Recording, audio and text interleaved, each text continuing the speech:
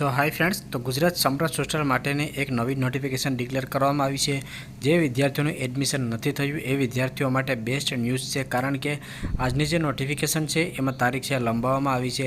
સમ્રાટ હોસ્ટેલમાં ફોર્મ ભરવા માટે છેલ્લી તારીખ તમારી 20 જૂન હતી. ઘણા બધી વિદ્યાર્થીઓના પ્રશ્નો આવ્યા હતા કે સર અમારે આજે રાઉન્ડની પ્રોસેસ ચાલુ રહી છે, અથવા તો મેડિકલ એન્જિનિયરિંગ કે અન્ય વિદ્યાર્થીઓનો કોર્સ પણ બતાવતા નહોતા. તો મેં એ વિડીયોમાં પણ તમને સંપૂર્ણ માહિતી આપેલી હતી. તમે લોકો વિડીયો જોવાનું રાખો, જેથી કરીને તમારે પ્રશ્ન ના કરવો પડે.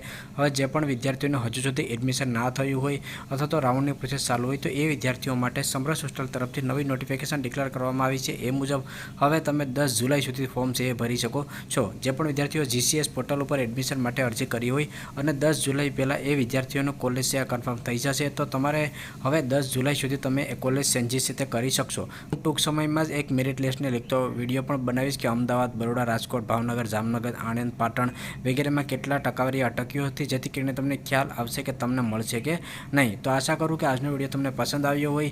બીજો કોઈ પણ અપડેટ આવતી હશે તો ઇન્સ્ટાગ્રામ પેજમાં હું નાખતો રહીશ. અને આ વિડીયો તમને પસંદ આવે તો લાઇક કરજો, અને ચેનલમાં ન હોય તો ચેનલને સબસ્ક્રાઈબર કરવાનું પણ ભૂલશો નહીં.